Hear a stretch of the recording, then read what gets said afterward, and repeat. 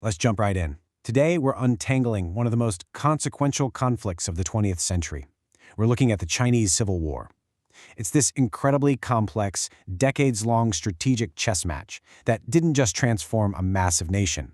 It literally laid the foundation for the entire geopolitical landscape of East Asia as we know it today. So, to make sense of nearly 4 decades of shifting alliances and massive consequences, we've broken this explainer down into 5 distinct chapters. The fall and the fracture, the World War II interlude, shifting strategies and support, the final decisive showdown, and finally, 2 Chinas and the legacy. Chapter 1. The Fall and the Fracture. From the ashes of an empire to a broken alliance. To really understand how this civil war started, we have to rewind to the massive power vacuum of the early 1900s. In 1911, the centuries-old Qing Dynasty completely collapses, and China essentially fractures, falling under the control of various regional warlords. This created this huge ideological void. Fast forward to 1923, and you have Sun Yat-sen, desperate to unify the country, signing a manifesto with a Soviet representative. This move secured crucial foreign backing for a newly unified Chinese effort. And that agreement birthed what's known as the First United Front. The Nationalist Kuomintang, the KMT, and the newly formed Chinese Communist Party, the CCP, basically realized they needed each other. Together, they launched massive military campaigns to crush the warlords. But make no mistake, this was totally an alliance of convenience, and it was built on incredibly shaky ground right from the start. What's really wild is the sheer disparity in size between the two factions at the time. By 1925, the CCP had a tiny footprint. We're talking only about 1,500 members compared to the KMT's 50,000. But even though the communists were incredibly small in number, the KMT's right-wing faction grew deeply paranoid. They were utterly convinced that this Soviet influence was going to rot their nationalist movement from the inside out. Well, that paranoia finally boiled over on April 12, 1927. Generalissimo Chiang Kai-shek ordered a vicious, sweeping purge of communists in Shanghai. This event, known as the Shanghai Massacre, triggered the White Terror. It completely shattered the United Front and officially sparked the Chinese Civil War. Which brings us to Chapter 2, the World War II interlude, a superficial peace in the face of invasion. So, all this brutal infighting between the KMT and CCP was suddenly put on pause by a massive external threat: Japan's full-scale invasion of China in 1937. Heavy international pressure basically forced the nationalists and communists into a second united front. But honestly, this peace was entirely superficial. Chiang had to pause his anti-communist suppression campaigns, sure, but underneath it all, both sides were just quietly maneuvering for territorial advantage the whole time. It's important to note that Chiang Kai-shek's conventional nationalist forces bore the absolute brunt of the major Japanese campaigns, and it was bleeding his military totally dry.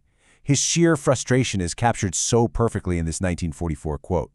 You can really feel the immense pressure he was under, navigating all these self-serving foreign interests while desperately realizing that U.S. financial and military aid was highly limited and just totally insufficient to save his exhausted armies. Chapter 3. Shifting Strategies and Support. The Battle for the Countryside. The Japanese invasion actually ended up being the ultimate turning point of the entire Civil War. While the nationalist KMT exhausted themselves trying to defend major urban centers against conventional attacks, the communists took a totally different approach. They adopted Mao Zedong's doctrine of people's war.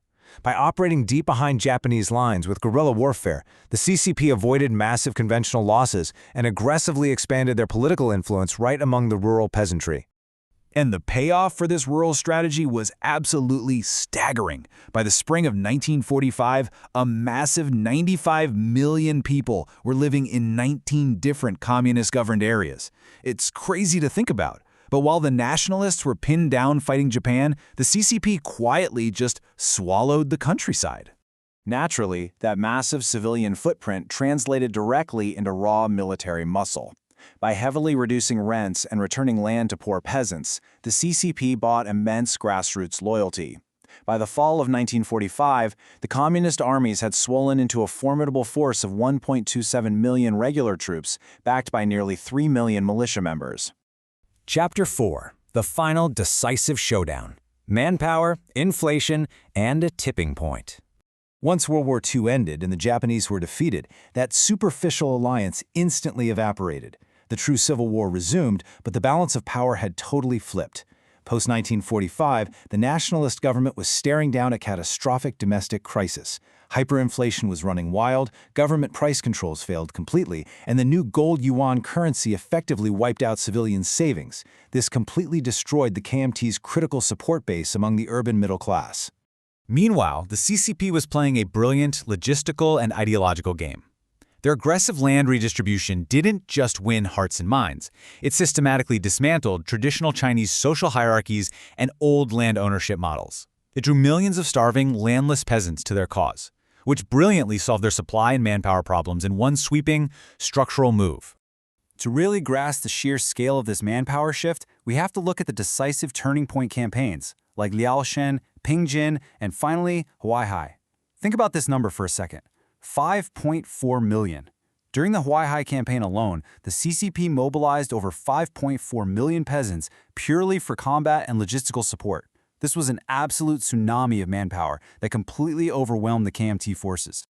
Which brings us to our final chapter, Chapter 5, Two Chinas and the Legacy, an unresolved conflict shaping the modern world. Aiding the CCP's final push was a very strategic delay by the Soviets. They lingered in Manchuria just long enough for the communists to swoop in and seize massive stockpiles of abandoned Japanese weapons. Riding this total momentum, Mao Zedong proclaimed the establishment of the People's Republic of China on the mainland on October 1, 1949. Meanwhile, the battered nationalist government led by Chiang Kai-shek was forced into a massive retreat across the strait to the island of Taiwan, permanently dividing the nation.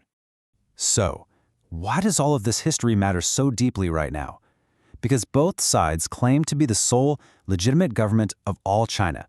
The actual open, kinetic conflict tacitly ceased in 1979. But here's the catch. It never legally ended. There was no armistice, no formal peace treaty was ever signed. It just turned into a lingering, incredibly tense geopolitical standoff. I want to leave you with this provocative thought today.